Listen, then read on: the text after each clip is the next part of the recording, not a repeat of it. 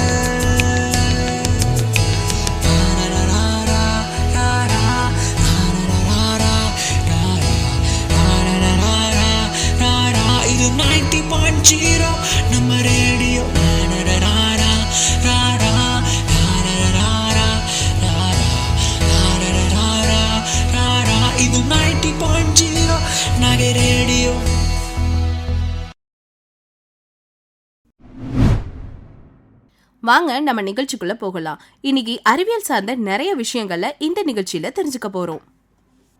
அக்கா, நிகழ்ச்சிக்குள்ள போறதுக்கு முன்னாடி இங்க வேற வேற சூழ்நிலைகள்ல சில உரையாடல்கள் நடக்குது, அதை கேட்டுட்டு போயிடலாம் வாங்க.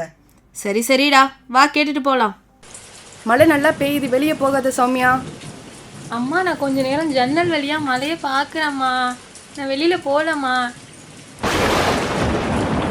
சரி, வெளியே போகக்கூடாது, வீட்டுக்குள்ளே இருக்கணும், சரியா? சரிம்மா, நான் வெளியில போகலம்மா. நனைஞ்சிடாம வீட்டுக்குள்ளே நின்று பாரு சௌமியா. சரிம்மா. அம்மா, இங்க வந்து பாருங்களேன், ஏதோ ஜன்னல் வழியா வானத்துல விட்டு விட்டு லைட்டு மாதிரி எரியுது. என்னது, லைட்டா? ஆமாம்மா, இங்க வாங்க.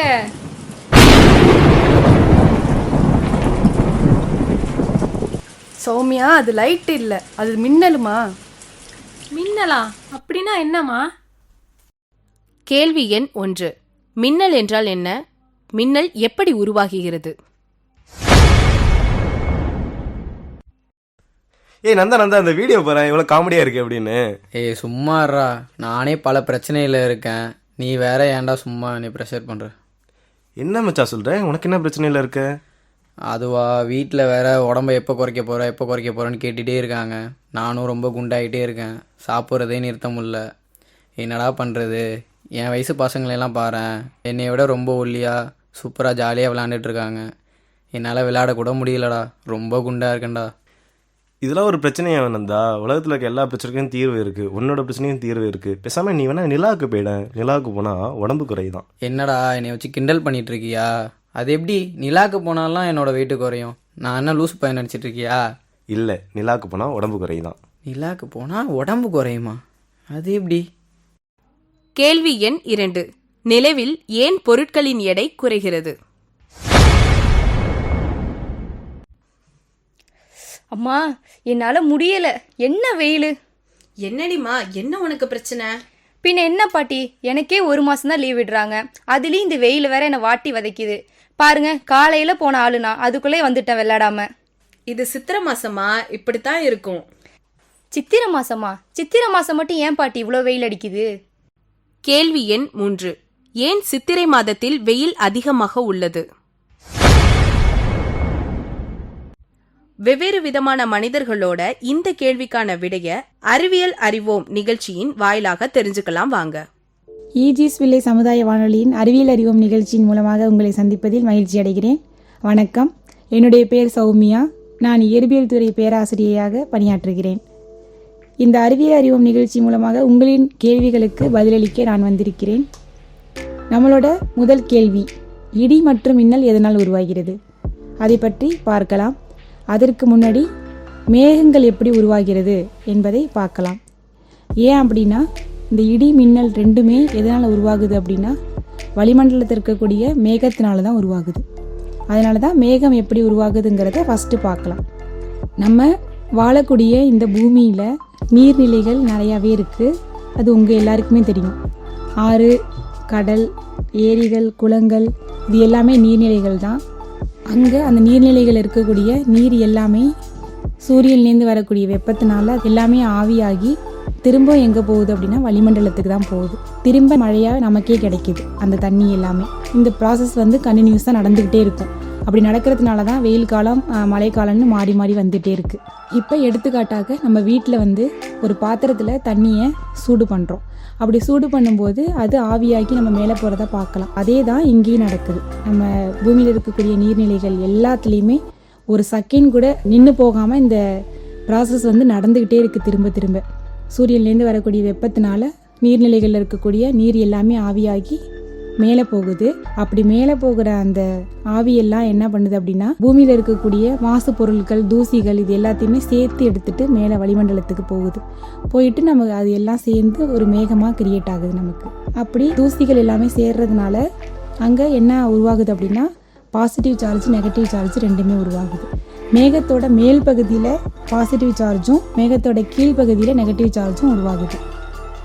அப்படி உருவாகக்கூடிய மேகங்கள் எல்லாமே ஒரே இடத்துல இருக்கிறது கிடையாது. அது நம்ம எல்லாருக்குமே தெரியும். நீங்கள் வெளில போயிட்டு நின்று ஒரு செகண்ட் பார்த்தாலே உங்களுக்கே தெரியும், மேகங்கள் எல்லாமே நகர்ந்து போயிட்டே இருக்கும். அப்படி நகர்ந்து போகும்போது மழைக்காலத்தில் அந்த மேகத்தோட மேல் லேயரில் பாசிட்டிவ் சார்ஜ் இருக்கும், அடிப்பகுதியில் நெகட்டிவ் சார்ஜ் இருக்கும். அப்படி மேகம் நகரும் போது பாசிட்டிவ் சார்ஜ் இருக்கக்கூடிய மேகம் நெகட்டிவ் சார்ஜ் இருக்கக்கூடிய மேகம் மேலே உரசுறப்ப தான் அந்த மின்னல் உருவாகுது. சரியா? இதுதான் மின்னல். இது எல்லாமே இயற்பியல் தான், இயற்கை எல்லாமே அறிவியல் தான். இப்படி தான் மேகங்கள் உருவாகுது, மின்னல் எல்லாமே உருவாகுது. அடுத்து இடி எப்படி உருவாகுது அப்படிங்கிறத பார்க்குறோம். இடிங்கிறது பயங்கர சவுண்டு, அது நமக்கே தெரியும். இப்போ மின்னல் உருவாகிறப்ப அங்கே இருக்கக்கூடிய அந்த காற்று எல்லாமே என்ன பண்ணும் அப்படின்னா நம்ம எல்லாருக்குமே ஒவ்வொரு ஸ்ட்ரென்த் இருக்கிற மாதிரி இந்த வேர்ல்டில் இருக்கிற எல்லாத்துக்குமே என்ன இருக்குன்னா ஒவ்வொரு ஸ்ட்ரென்த் இருக்கும். அதாவது காற்று, தண்ணி எல்லாத்துக்குமே. இப்போ நார்மலாக காற்றுக்கு ஸ்ட்ரென்த் இருக்கிறதுனால தான் நமக்கு ஒரு சைக்ளோன், புயல் உருவாகுது. அதே மாதிரி தண்ணிக்கு ஸ்ட்ரென்த் இருக்கிறதுனால தான் இயற்கை பேரழிவு, சுனாமியெல்லாம் வருது. சரியா? அதே மாதிரி இப்போ மேலே இருக்கக்கூடிய அந்த மேகங்களில் நிறைய காற்று எல்லாம் இருக்கும்ல, அப்படி அந்த மின்னல் நடக்கும்போது அந்த காற்றோட ஸ்ட்ரென்த்து அது என்ன பண்ணுது அப்படின்னா இழந்து அது உடஞ்சிருது. அந்த உடையிற சவுண்டு தான் இடி. இப்படி தான் இடி மின்னல் உருவாகுது. இப்போ நம்ம மழை காலத்தில் நியூஸ் பார்த்துட்டே இருப்போம் எப்போதுமே. ஏன் அப்படின்னா எப்போ ஸ்கூல் லீவ் விடுவாங்க, எப்போ கவர்மெண்டில் லீவ் அனௌன்ஸ் பண்ணுவாங்க அப்படிங்கிறத பார்த்துட்ருப்போம். ஓகேவா? அப்போ நிறைய விஷயம் சொல்லுவாங்க. மின்னல் தாக்கி 20 பேர் பலி அப்படின்னு சொல்லிட்டு நிறைய நம்ம நியூஸ் நம்ம பார்ப்போம். ஓகேவா? அது எதனால் இடி மின்னல் அப்படியே வானத்திலே போகலாம்ல, எதனால் நம்மளை தாக்குது அப்படிங்கிற ஒரு விஷயத்தை நான் இப்போ சொல்ல போகிறேன். ஓகேவா? இப்போ ஒரு வெட்ட வெளியில் நீங்கள் போய் நின்னீங்க அப்படின்னா நீங்கள் தான் அங்கே உயரமான மனிதர். அப்படி இருக்கும்போது மேலே இடி மின்னல் ஏற்படும் போது கீழே தரையில் எங்கெல்லாம் உயரமான ஒரு பொருள் இருக்கோ அதை தான் தாக்குறதுக்கு பார்க்கும். அப்படி தான் நம்மளை இடி மின்னல் தாக்குது. இப்போ இந்த இடி மின்னல் ரெண்டுமே மேகங்கள் உரசுறதுனால தான் நடக்குது அப்படிங்கிற விஷயத்த சொன்னோம் இல்லையா? அப்போ அந்த மேகத்தோட மேல் பகுதியில் பாசிட்டிவ் சார்ஜ், அடிப்பகுதியில் நெகட்டிவ் சார்ஜ் இருக்குன்னு சொன்னேன்ல. அப்படி இருக்கும்போது அது மேலே இருந்து கீழே உயரமான பொருள் என்ன இருக்குன்னு பார்க்கும். அந்த உயரமான பொருளில் பாசிட்டிவ் சார்ஜ் மேலே இருந்துச்சு அப்படின்னா மேலே இடி மின்னல் ஈஸியாக தாக்கிடும். அதனால தான் இடி மின்னல் அப்போ நம்ம வெளில போகக்கூடாது, மரத்துக்கு கீழே நிற்கக்கூடாது அப்படின்னு சொல்கிறோம். ஏன் அப்படின்னா நம்மளோட மரம் உயரம் தானே. அப்போ மரத்து மேலே பாசிட்டிவ் சார்ஜ் இருந்தால் ஈஸியாக இடி மின்னல் அஃபெக்ட் ஆகிடும். அதனால தான் நம்ம இடி மின்னல் அப்போ வெளியில் போகிறதோ மரத்துக்கு கீழே நிற்கிறதோ இது எதுவுமே கூடாது. ஓகேவா? இப்போ அதே இடி மின்னல் வரும்போது ஒரு வெட்ட வெளியில் நீங்கள் நிற்கிறத விட கீழே அப்படியே குப்புற படுத்துட்டிங்கன்னா உங்களுக்கு எந்த ஒரு பாதிப்புமே கிடையாது. இதுதான் இடி மின்னல் எதனால் உருவாகுது, எப்படி உருவாகுதுங்கிறது, அதுக்கான பதில் இதுதான். உங்கள் எல்லாருக்குமே இது நல்லா புரிஞ்சிருக்குன்னு நான் நினைக்கிறேன். அறிவியல் அறிவோம் நிகழ்ச்சியில் உங்களின் சிந்தனைக்காக, மனிதர்கள் வாந்தி எடுப்பதை கட்டுப்படுத்தும் மையம் எது? ஏ மூளை, பி முகுளம், சி நரம்பு மண்டலம். விடை பி முகுளம். புவியில் காணப்படும் நன்னீரின் அளவு என்ன? ஏ 5%, பி 3%, சி 8%. விடை பி 3%. தாவர எண்ணெயில் ஹைட்ரஜன் சேர்க்கப்பட்டு உருவாகுவது எது? A vanaspati, B crude oil, C palm oil. விடை ஏ வனஸ்பதி.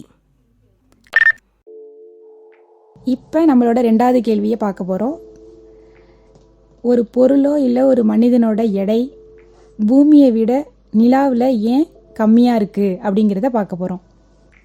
அது எதனால் அப்படின்னா ஈர்ப்பு விசையின் காரணமாக தான் இந்த எடை மாறுபாடு இருக்குது.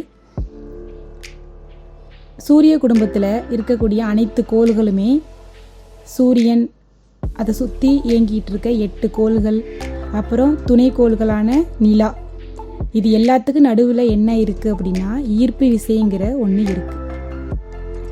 அப்படி அந்த ஈர்ப்பு விசை இருக்கிறதுனால தான் சூரியனை பூமி சுற்றுது, பூமியை நிலா சுற்றுது. அப்படி ஈர்ப்பு விசைங்கிற ஒரு கான்செப்ட் இல்லை அப்படின்னா சூரியனை விலகி எல்லா கோள்களும் போயிட்டு எங்கெங்கேயோ போயிருந்துருக்கும் நேரம். அந்த ஈர்ப்பு விசைங்கிற ஒன்று இருக்கிறதுனால தான் இது எல்லாமே ஒன்றோட ஒன்று சுற்றிட்டுருக்கு. சரியா? அப்படி இருக்கும்போது இப்போ சூரிய குடும்பத்தில் இருக்கிற அனைத்து கோள்களுக்குமே என்ன இருக்குது அப்படின்னா ஈர்ப்பு விசை இருக்குது. நம்ம பூமிக்கு ஈர்ப்பு விசை இருக்குது அப்படிங்கிறத யார் கண்டுபிடிச்சா அப்படின்னா நியூட்டன் கண்டுபிடிச்சாரு. அவர் ஒரு ஃபிசிக்ஸ் சயின்டிஸ்ட். அவங்க என்ன பண்ணாங்க அப்படின்னா ஒரு மரத்துக்கு கீழே உட்காந்து சும்மா ரிசர்ச் பற்றி நிறையா யோசிச்சுட்டு இருந்தார். என்ன மரம் அப்படின்னா ஆப்பிள் மரம். அது நீங்கள் ஸ்கூலில் புக்லாம் படிச்சிருப்பீங்க. ஆப்பிள் கீழே விழுந்துட்டு அப்படி விழும்போது நம்மலாம் என்ன பண்ணியிருப்போம் அப்படின்னா ஆப்பிள் விழுதேன்னு சொல்லிட்டு எடுத்து சாப்பிட்ருப்போம்.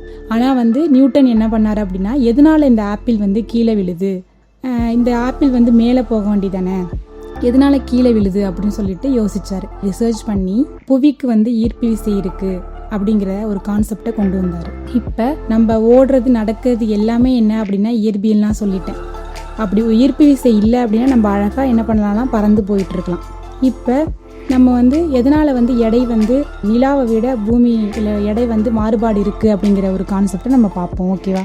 இப்போ பூமியோட அளவு ரொம்பவே பெருசு, அது நம்ம எல்லாருக்குமே தெரியும். நம்ம பூமியோட சைஸை கம்பேர் பண்ணும்போது நிலாவோட சைஸ் ரொம்பவே கம்மி. எந்தளவு கம்மி அப்படின்னா நம்ம பூமியோட சைஸ்லேருந்து 1.2% சைஸு தான் நிலா. அதாவது 81 நிலாவை ஒன்று சேர்த்திங்க அப்படின்னா ஒரு பூமி வந்துருமா. அந்த அளவு நம்ம பூமியோட நிலாவோட சைஸு ரொம்பவே கம்மியாக இருக்கான். எந்த ஒரு ஆப்ஜெக்டில் எந்த அளவு சைஸ் இருக்கோ அதை பொறுத்து தான் அதோட ஈர்ப்பு விசையும் இருக்குமா. இப்போ பூமியோட சைஸ் பெருசுங்கிறதுனால பூமியோட ஈர்ப்பு விசை அதிகமாக இருக்கும். அதனால தான் நம்மளோட வெயிட்டு வந்து இங்கே அதிகமாக இருக்குது. இப்போ ஃபார் எக்ஸாம்பிள் நம்மளோட வெயிட்டு, என்னோடய வெயிட்டு வந்து 120 kg அப்படின்னா, இதே வந்து நிலாவில் என்னோடய வெயிட்டு வெறும் 20 கிலோ தான் இருக்கும். ஏன் அப்படின்னா பூமியை விட நிலாவோட சைஸ் வந்து ரொம்ப கம்மி. அப்படி கம்மியாக இருக்கிறதுனால நிலாவோட ஈர்ப்பு விசை ரொம்ப கம்மி தான். அப்போ எந்த அளவு ஈர்ப்பு விசை ஒரு ஆப்ஜெக்ட்டுக்கு இன்னொரு ஆப்ஜெக்ட் நடுவில் எந்த அளவு ஈர்ப்பு விசை இருக்கோ அதை பொறுத்து எடை மாறுபடும். அதுதான் இந்த கொஸ்டினோட ஆன்சர். இது எல்லாருக்கும் புரிஞ்சிருக்கும்னு நினைக்கிறேன். அதாவது நம்மளோட வெயிட்டு வந்து பூமியை விட நிலாவில் வந்து ஏன் கம்மியாக இருக்குது அப்படின்னா, பூமியோட சைஸை விட நிலாவோட சைஸு ரொம்பவே கம்மி. அப்போ எந்த அளவு சைஸ் இருக்கோ அந்த அளவு தான் ஈர்ப்பு விசையும் இருக்கும். அதுதான் இங்கே கான்செப்டே. பூமி வந்து ரொம்ப பெருசாக இருக்கிறதுனால அதோட ஈர்ப்பு விசை அதிகமாக இருக்குது. நிலா வந்து பூமியை விட சின்னதாக இருக்கிறதுனால அதோட ஈர்ப்பு விசை கம்மியாக இருக்குது. ஒருவேளை பூமியை விட நிலா பெருசாக இருந்திருந்தா நம்ம பூமியில் இருக்கிற வெயிட்டை விட நிலாவில் போய் இருந்தோம்னா வெயிட் நம்ம அதிகமாக தான் இருப்போம், கம்மியாக இருக்க மாட்டோம். இதுதான் கான்செப்டே. அதாவது சைஸை பொறுத்து தான் அதோட ஈர்ப்பு விசை இருக்குது. இப்போ பூமியோட சைஸ் வந்து பெருசாக இருக்கிறதுனால தான் அதோட ஈர்ப்பு விசை அதிகமாக இருக்குது. நம்ம பூமியில் இப்போ என்னோடய வெயிட் 120 கிலோ அப்படின்னா நிலாவில் வந்து என்னோடய வெயிட்டு வெறும் 20 கிலோ தான். ஒருவேளை பூமியோட நிலா பெருசாக இருந்துருந்துச்சு அப்படின்னா நிலாவுக்கு வந்து ஈர்ப்பு விசை அதிகமாக இருந்திருக்கும். என்னோடய வெயிட்டு இங்கே 120 இருக்கும்போது நிலாவில் வந்து என்னோடய வெயிட்டு வந்து 720 இருந்திருக்கும். ஒருவேளை பூமியோட நிலா பெருசாக இருந்திருந்தா. இதுதான் கான்செப்ட். அறிவியல் அறிவோம் நிகழ்ச்சியில் இது உங்களின் சிந்தனைக்காக. நாம் பருகும் சோடா நீரில் உள்ள வாயு: A oxygen, B hydrogen, C carbon dioxide. விடை சி கார்பன் டை ஆக்சைடு. 100% மறுசுழற்சி செய்யப்படும் பொருள்: ஏ கண்ணாடி, பி பிளாஸ்டிக், சி இரும்பு. விடை ஏ கண்ணாடி. நிலவு இல்லாத கோள்: ஏ வெள்ளி, பி புதன், சி வியாழன். விடை ஏ வெள்ளி. நம்மளோட 3வது கேள்வி என்ன அப்படின்னா, சித்திரை மாதம் அதாவது பிப்ரவரி டு மே மாதம் வரைக்கும் எதனால் வெயிலோட தாக்கம் அதிகமாக இருக்குது அப்படிங்கிறத பற்றி தான் நான் இப்போ பார்க்க போகிறோம். நம்ம எல்லாருக்குமே தெரியும் சோலார் சிஸ்டம், அதாவது சூரிய குடும்பம். சூரியனை சுற்றி 8 கோள்கள் இருக்குது. முன்னாடி வந்து 9 கோள்கள் இருக்குதுன்னு படித்தோம். அதில் வந்து லாஸ்ட்டு கோள் வந்து ப்ளூட்டோ, அது வந்து தானாகவே விலகி போயிடுச்சு அப்படிங்கிற ஒரு கான்செப்ட் இருக்குது. இதில் இந்த சோலார் சிஸ்டத்தில் சூரியன்லேருந்து 3வது கோளாக தான் நம்மளோட பூமி இருக்குது, நம்ம வாழ்ந்துட்டுருக்க பூமி இருக்குது. இப்போ இந்த பூமி என்ன பண்ணுது அப்படின்னா, நேராக இல்லாமல் 23 டிகிரி ஆங்கிள் சாய்வாக இருக்குது. அது என்ன பண்ணுது அப்படின்னா, தன்னை தானே சுற்றிட்டு சூரியனையும் சுற்றி வருது. இது எத்தனை பேருக்கும் தெரியும் தெரியாது. பூமி தன்னை தானே சுற்றுறதுக்கு 24 மணி நேரம் எடுத்துக்குது, அதாவது ஒரு நாள். அந்த ஒரு நாள் தான் நமக்கு இரவு பகல் மாறி வருது. இரவு பகல் எதனால் வருதுங்கிற ஒரு டவுட் உங்கள் எல்லாருமே இருந்திருக்கும். அது இதனால தான். பூமி வந்து தன்னை தானே சுற்றுறதுக்கு ஒரு நாள் எடுத்துக்குது. அதனால தான் நமக்கு இரவு பகல் மாறி மாறி வருது. தன்னை தானே சுற்றிக்கிட்டு சூரியனை சுற்றி வர்றதுக்கு 365 நாள் எடுத்துக்குது, அதாவது 365 டேஸ் எடுத்துக்குது. ஓகேவா? அதை தான் நம்ம ஒரு வருடமாக கால்குலேட் பண்ணி இதனால நம்ம பார்த்துட்ருக்கோம். 12 மாதங்களாக நம்ம கணக்கு எடுத்து வச்சுருக்கோம். இந்த 12 மாதங்களில் 4 சீசன் வந்துட்டு போகும். அது உங்கள் எல்லாருக்குமே தெரியும். Winter season, summer season, rainy season, spring season. அதாவது மழைக்காலம், கோடைக்காலம், பனிக்காலம், வசந்த காலம். இது எல்லாருக்குமே தெரியும். இது வந்து எதனால் அப்படின்னா, பூமி சூரியனை வந்து சுற்றி வருது. ஒரு வாட்டி சுற்றி வர்றதுக்கு 365 நாட்கள் அது எடுத்துக்குது, 12 மாதங்களை எடுத்துக்குது. இதில் தான் நமக்கு இந்த 4 காலமும் மாறி மாறி வருது. அப்படி வரும்போது நமக்கு சம்மர் சீசனான கோடை காலம் வந்து பிப்ரவரி மாதத்திலிருந்து மே மாதம் வரைக்கும் வரும். அப்போ எதனால் வெயிலோட தாக்கம் அதிகமாக இருக்குது அப்படின்னா, சூரியன்லேருந்து வரக்கூடிய அந்த வெப்ப கதிர் எல்லாமே என்ன அப்படின்னா டைரெக்டாக வந்து நம்ம பூமி மேலே படுதான். நம்ம பூமியோட பாதி ஸ்பியர் ஃபுல்லாக, நம்ம பூமி வந்து ஒரு ஸ்பியர்னு நம்ம எல்லாருக்குமே தெரியும். ஒரு வட்டம், அதோட சைஸ் வந்து வட்ட சைஸில் இருக்குன்னு நம்ம எல்லாருக்குமே தெரியும். அதில் பாதி வட்டம் ஃபுல்லாகவே அது என்ன வந்துடுது அப்படின்னா, சன்லேருந்து டைரெக்டாக வெப்ப கதிர் வந்து நம்ம பூமி மேலே படுதான். பாதி அளவு அரைக்கோளம் ஃபுல்லாக படுது. அந்த அரைக்கோளத்தில் தான் நம்ம இந்தியா இருக்குது. அதனால தான் சம்மர் சீசனில் வந்து நமக்கு வெயிலோட தாக்கம் அதிகமாக இருக்குது. இதுதான் 3வது கேள்விக்கான பதில். Very simple. இது எல்லாமே சிம்பிள் கான்செப்ட் தான். இது எல்லாமே ஃபிசிக்ஸ் தான். ஓகே, இந்த அறிவியல் அறிவோம் நிகழ்ச்சியின் மூலமாக உங்களின் கேள்விகளுக்கு பதிலளித்ததில் ரொம்பவே மகிழ்ச்சி அடைகிறேன். நன்றி.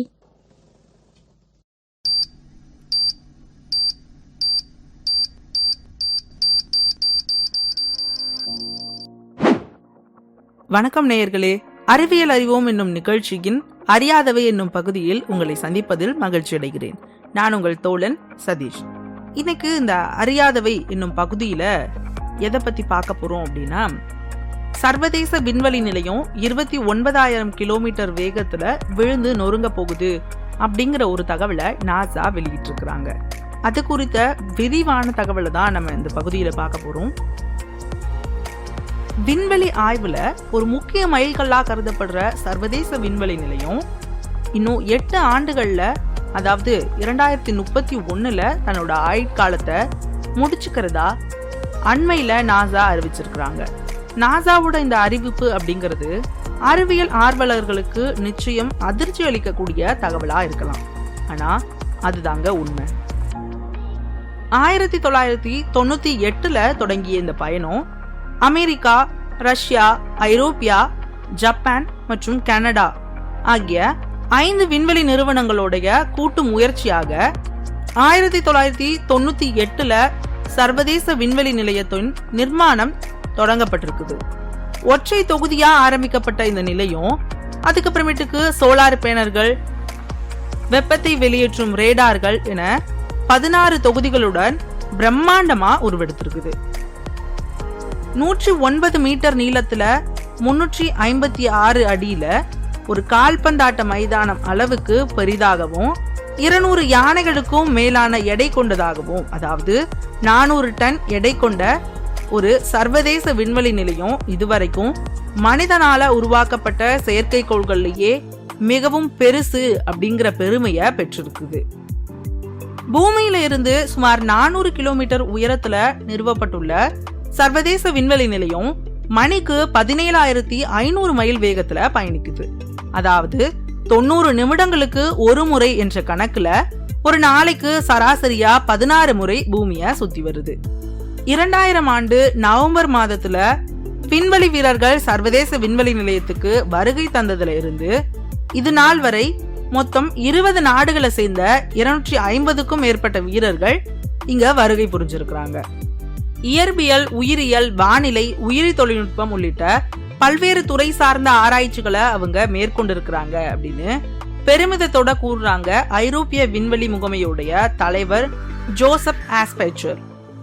சோவியத் யூனியன் பிரிஞ்சதுக்கு அப்புறம் அமெரிக்காவுக்கும் ரஷ்யாவுக்கும் இடையேயான ஒத்துழைப்புக்கு இந்த விண்வெளி நிலையம் ஆகச்சிறந்த அடையாளமா திகழுது அப்படின்னு கூறும் நாசாவின் அறிவியல் பிரிவின் முன்னாள் தலைவரான தாமஸ் ஜூர்புசன், இது உண்மையில சர்வதேச அளவிலான மிகப்பெரிய வெற்றிகள்ல ஒன்னா பார்க்கப்படுது அப்படின்னு பூரிக்கிறாரு.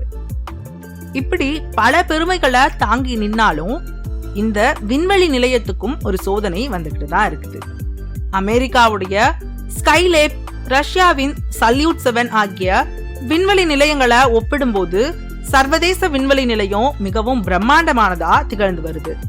விண்வெளி ஆய்வுல மிகப்பெரிய மைல்கல்லா கருதப்படும் இந்த இன்டர்நேஷனல் ஸ்பேஸ் ஸ்டேஷனுக்கு தற்போது சோதனை காலம் தொடங்கி இருக்குது. ஆமாங்க, இது தன்னுடைய நீண்ட பயணத்தின் இறுதி கட்டத்தை தொடங்க வேண்டிய கட்டாயத்துல இருந்துகிட்டு இருக்குது. இதற்கான காரணம் என்ன அப்படின்னு பாத்தீங்கன்னா, சர்வதேச விண்வெளி நிலையத்தின் முக்கிய கூறுகளா உள்ள பல்வேறு வன்பொருட்கள், அதாவது ஹார்ட்வேர், பல ஆண்டுகள் பழமையானவையா இருந்துகிட்டு இருக்குது. இதன் காரணமா இன்டர்நேஷனல் ஸ்பேஸ் ஸ்டேஷன் அழைக்கப்படுற ISS தொடர்ந்து செயல்பட்டு வந்துச்சு அப்படின்னா அது தன்னோட கட்டுப்பாட்டை இழந்து புவிவட்ட சுற்றுப்பாதையிலிருந்து விலகி செல்லும் அபாயம் இருக்குது அப்படின்னு சொல்லியிருக்கிறாங்க. இதன் விளைவா ஒட்டுமொத்த விண்வெளிக்கே ஆபத்து நேரிடலாம் அப்படிங்கறதால 2030க்கு பிறகும் ISS-இன் ஆயுட்காலத்தை நீட்டிக்கும் தொழில்நுட்ப வழிமுறைகள் குறித்து யோசிப்பது நல்லது அல்ல அப்படின்னு விஞ்ஞானிகள் அச்சம் தெரிவிச்சிருக்கிறாங்க. தங்களது இந்த எச்சரிக்கையை மீறி விண்வெளி நிலையத்துடைய ஆயுட்காலம் மேலும் நீட்டிக்கப்பட்டா அது ஸ்கைலேப், சல்யூட் 7 ஆகிய விண்வெளி நிலையங்கள் கட்டுப்பாடற்று சிதைந்ததால ஏற்பட்ட எதிர் விளைவுகளை சந்தித்தத மாதிரியே மற்றொரு முறை பூமி சந்திக்க நேரிடும் அப்படின்னு அவங்க சொல்றாங்க. விண்வெளி அறிஞர்களுடைய இந்த அச்சத்தை கருத்துல கொண்டுதான் சர்வதேச விண்வெளி நிலையம் குறித்த அதிர்ச்சி தகவல் ஒண்ணு சில மாதங்களுக்கு முன்னாடி வெளியிட்டு இருக்கிறாங்க அமெரிக்க விண்வெளி ஆய்வு நிறுவனமான நாசா. சர்வதேச விண்வெளி நிலையத்தின் ஆயுட்காலம் 2024 வரை நீட்டிக்கப்படுவதாக அமெரிக்க அரசு 2021 டிசம்பரில் அறிவித்திருந்தது. இந்த அறிவிப்போட தொடர்ச்சியா 2024க்கு பின் இதனை செயலிழக்க செய்யும் பணிகள் தொடங்கும் என்றும், இந்த பணி தொடங்கப்பட்ட 6 ஆண்டுகளுக்கு பிறகு 2031 ஜனவரியில் நியூசிலாந்துக்கும் தென் அமெரிக்காவுக்கும் இடையே தெற்கு பசிபிக் பெருங்கடலில் மனிதர்களே இல்லாத பாயிண்ட் நெமோ பகுதியில் கட்டுப்படுத்தப்பட்ட முறையில் சர்வதேச விண்வெளி நிலையத்தை விழச் செய்து அதனை செயலிழக்க செய்ய திட்டமிடப்பட்டுள்ளது என்ற அதிர்ச்சி தகவலை நாசா தெரிவித்திருக்கிறது. இது குறித்த விஞ்ஞானிகளுடைய திட்டம் என்ன அப்படின்னு பாத்தீங்கன்னா, சர்வதேச விண்வெளி நிலையத்தை செயலிழக்க செய்யும் பணிகள் 2026 தொடங்கும் அப்படின்னும், இதன் முதல் கட்டமா ISS-இன் சுற்றுப்பாதையானது வளிமண்டல இழுவையின் கீழ் தானாக சிதைவதற்கு அனுமதிக்கப்படும் அப்படின்னு சொல்றாங்க. இதன் அடுத்த கட்டமா 2030ஆம் ஆண்டினோட நடுப்பகுதியில பூமியிலிருந்து 400 கிலோமீட்டர் உயரம் என்ற விண்வெளி நிலையத்தின் தூரத்தை 320 கிலோமீட்டரா குறைக்க திட்டமிட்டுள்ளதாக கூறுறாங்க இந்த விஞ்ஞானிகள். மேலும் இந்த காலகட்டத்துல விண்வெளி வீரர்களை கொண்ட ஒரு குழுவை நிலையத்துக்குள் அனுமதிக்கவும், அங்குள்ள வரலாற்று முக்கியத்துவம் வாய்ந்த அகற்றப்படாத பொருட்கள் குறித்து அந்த குழுவை கொண்டு உறுதி செய்வது பற்றியும் ஆலோசிக்கப்பட்டு வருவதாகவும் தெரிவிக்கிறாங்க இந்த நாசா விஞ்ஞானிகள். விண்வெளி நிலையத்தின் எடையை குறைக்கும் முயற்சியா மேற்கொள்ளப்பட உள்ள இந்த நடவடிக்கைகளுக்கு பிறகு விண்வெளி வீரர்கள் குழு நிலையத்தை விட்டு வெளியேறிவிடும். அதற்கு அப்புறம் நிலையத்தோட உயரம் 280 கிலோமீட்டரா குறைக்கப்படும்.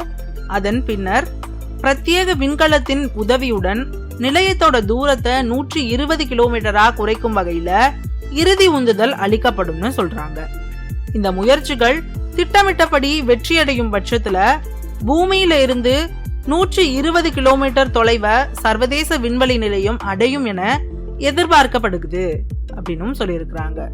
அப்படி நிலையம் 120 கிலோமீட்டர் தொலைவை அடைஞ்சிச்சு அப்படின்னா புவி வளிமண்டலத்தை அது மணிக்கு 29,000 கிலோமீட்டர் என்ற அதிபயங்கர வேகத்துல தாக்கும் அப்படின்னும், இதன் விளைவா சோலார் பேனல்கள், ரேடார்கள் உள்ளிட்ட நிலையத்தின் முக்கிய கட்டமைப்புகள் தனியே பெயர்ந்து விழும் என்றும், அவற்றோட பெரும் பகுதி பூமியின் வெப்பத்துல உருகிவிடவும் செய்யும் அப்படின்னும் விண்வெளி ஆராய்ச்சியாளரான மெக்டோவல் கூறுறாங்க. ரஷ்யாவின் மிர்க் விண்வெளி நிலையத்தை விட சர்வதேச விண்வெளி நிலையத்தின் எடை கிட்டத்தட்ட 3 மடங்கு அதிகம் அப்படிங்கறதால இது செயலிழக்க செய்யப்படும் போது 40 நிமிடங்கள் வரை நீடிக்கும் அந்த சம்பவம் விண்வெளியோட அற்புத நிகழ்வா இருக்கும் அப்படின்னு அவர் சொல்றாரு. விஞ்ஞானிகளுடைய விருப்பமா வேறொரு காரணமும் இருந்துகிட்டு இருக்குது. சர்வதேச விண்வெளி நிலையத்தின் ஆயுட்காலத்தை மீண்டும் மீண்டும் நீட்டிப்பது பேராபத்தை ஏற்படுத்தும் என்ற விஞ்ஞானிகளின் எச்சரிக்கையை நாசா கருத்துல கொண்டிருந்தாலும் ISS செயலிழக்க செய்வது குறித்த வருத்தமும் சில ஆராய்ச்சியாளர்களிடம் இருக்கத்தான் செய்யுது. சோலார் பேனல்கள், வெப்பத்தை வெளியேற்றும் ரேடார் என பல மதிப்புமிக்க உபகரணங்களை சர்வதேச விண்வெளி நிலையம் தன்னகத்தே கொண்டிருக்குது அப்படின்னு கூறும் அமெரிக்காவின் ஜார்ஜ் வாஷிங்டன் பல்கலைக்கழகத்துடைய விண்வெளி கொள்கை நிபுணரான ஜான் கிளீன் இவை யாவும் அதிக பொருட்செலவுல விண்வெளிக்கு கொண்டு செல்லப்பட்டவை என்றும் சுட்டிக்காட்டுறாரு. எனவே விண்வெளி நிலையத்தை கடல்ல மூழ்கடிக்க செய்வதற்கு முன்னாடி அதிலுள்ள உபகரணங்களோட நம்மளால முடிஞ்சதை மீண்டும் பயன்படுத்துவதற்கான நடவடிக்கைகளை எடுக்கப்பட வேண்டும் அப்படின்னு அவர் வலியுறுத்தியிருக்கிறாரு. சர்வதேச விண்வெளி நிலையம் குறித்த ஜான் கிளீன் போன்றோரின் விருப்பத்துல உள்ள நியாயத்தை புரிஞ்சு அமெரிக்காவில் உள்ள சிஸ்லூனார் இண்டஸ்ட்ரீஸ் மற்றும் ஆஸ்ட்ரோஸ்கேல் உள்ளிட்ட நிறுவனங்களின் குழு அமெரிக்க அரசுக்கு இது தொடர்பான யோசனைகளை சில மாதங்களுக்கு முன்னாடி வழங்கியிருக்கிறாங்க. சர்வதேச விண்வெளி நிலையத்தின் கட்டமைப்புல பயன்படுத்தப்பட்டுள்ள உலோகங்களை தனியாக பிரிச்சோ அல்லது அவற்றை உருக்கியோ புதிய விண்வெளி நிலையத்தின் உருவாக்குதலுக்கு பயன்படுத்தலாம் என்பதுதான் இந்த குழு முன்வைத்துள்ள யோசனைகள்ல ரொம்பவே முக்கியமானதா பார்க்கப்படுது. இது போன்ற புதிய யோசனைகள் வரவேற்கப்படுதா தெரிவிச்ச நாசா செய்தி தொடர்பாளர், ஆனா விண்வெளி நிலையத்தின் கட்டமைப்பு பகுதிகளை மீண்டும் பயன்படுத்தும் திட்டம் எதுவுமே இல்லை அப்படின்னு திட்டவட்டமாக தெரிவிச்சிருக்கிறாங்க. இதன் தொடர்ச்சியா அமெரிக்காவின் ஸ்கைலேப் விண்வெளி நிலையம் மற்றும் ரஷ்யாவின் சல்யூட் 7 விண்வெளி நிலையத்துல நிகழ்ந்தது என்ன அப்படிங்கறது தாங்க பார்க்க போறோம். அமெரிக்க விண்வெளி நிலையமான ஸ்கைலேப் பூமிய 34,981 முறை வெற்றிகரமா சுற்றி முடித்திருந்த நிலையில எதிர்பாராத விதமா ஏற்பட்ட மின்சார துண்டிப்பின் விளைவா 1979 ஜூலை 11ஆம் தேதியன்று தன்னோட சுற்றுவட்ட பாதையில இருந்து விலகி பூமியுடைய வளிமண்டலத்துக்குள்ள இழுக்கப்பட்டு சிதைந்து உருகுலைந்திருக்குது. பிரம்மாண்டமான ஸ்கைலேப் நிலையத்தின் உள்கட்டமைப்பு பாகங்கள் ஆப்பிரிக்காவுடைய தென்பகுதியிலையும் இந்திய பெருங்கடல்லையும் விழும் அப்படின்னு எதிர்பார்க்கப்பட்டது. ஆனா சிதைந்த விண்வெளி நிலையத்தின் பல்வேறு பாகங்களுடைய குறிப்பிட்ட பகுதிகள் மக்கள் நெருக்கம் அதிகம் உள்ள தென்மேற்கு ஆஸ்திரேலிய பகுதிகளில் விண்வெளி கழிவுகளா விழுந்திருக்குது. 1000 கிலோமீட்டர் அளவிலான பரந்த நிலப்பரப்புல 200 கிலோமீட்டர் அகலத்துக்கு இந்த விண்வெளி கழிவுகள் பரவி கிடந்திருக்குது. இதே மாதிரி 1994 வரை செயல்பாட்டில் இருக்கும் அப்படின்னு கணிக்கப்பட்டிருந்த ரஷ்யாவின் சல்யூட் 7 விண்வெளி நிலையம் எதிர்பாராத விதமா நிகழ்ந்த சில தொழில்நுட்ப கோளாறுகளின் காரணமா 1991 பிப்ரவரி 7ஆம் தேதியே தமது கட்டுப்பாட்டை இழந்திருக்குது. இதன் விளைவா சிதைந்த நிலையத்தின் கட்டமைப்புகள் அர்ஜென்டினாவின் மலைப்பகுதிகளில் குப்பை குவியலா விழுந்து கிடந்திருக்குது அப்படின்னு சொல்றாங்க விஞ்ஞானிகள். ஸ்கைலேப் மற்றும் சல்யூட் 7 ஆகியவற்றை விட கட்டமைப்புல மிக பெரியதா சர்வதேச விண்வெளி நிலையம் இருக்கிறதால தன்னோட கட்டுப்பாட்டை இழந்து தானா செயலளிக்க நேரிட்டா அதனால உண்டாகும் விண்வெளி கழிவுகள் அப்படிங்கிறது 6000 கிலோமீட்டர்கள் நீளம் வரை பரவி கிடக்கும் அபாயம் இருப்பதா மதிப்பிடப்பட்டிருக்குது. எனவே அதை கவனமா பசிபிக் பெருங்கடல்ல விழும்படி செயலிழக்க செய்ய வேண்டியதன் அவசியத்தை நம்ம அனைவரும் உணர வேணும் அப்படிங்கிறாங்க விண்வெளி ஆராய்ச்சியாளர்கள். அறிவியல் அறிவோம் நிகழ்ச்சியின் அறியாதவை பகுதியில சர்வதேச விண்வெளி நிலையத்தை பத்தி நிறைய விஷயங்களை தெரிஞ்சிருப்பீங்கன்னு நம்புறேன். நன்றி, வணக்கம். என்ன நேயர்களே, அறிவியல் சம்பந்தமான நிறைய விஷயங்களை இந்த நிகழ்ச்சி மூலமா தெரிஞ்சிருப்பீங்க அப்படின்னு நம்புறேன். இது இந்திய அமுத பெருவிழா, மத்திய அரசின் விக்யான் பிரசார், தமிழ்நாடு அறிவியல் தொழில்நுட்ப மையம், அறிவியல் பலகை, நமது EGS பிள்ளை சமுதாய வானொலியுடன் இணைந்து வழங்கும் அறிவியல் அறிவோம் என்ன புதிய தொடர். அடுத்த தொடர்ல கண்டிப்பா உங்க எல்லாரையும் நாங்க சந்திக்கிறோம். அதுவரை உங்களிடமிருந்து விடைபெறுகிறோம். நன்றி, வணக்கம்.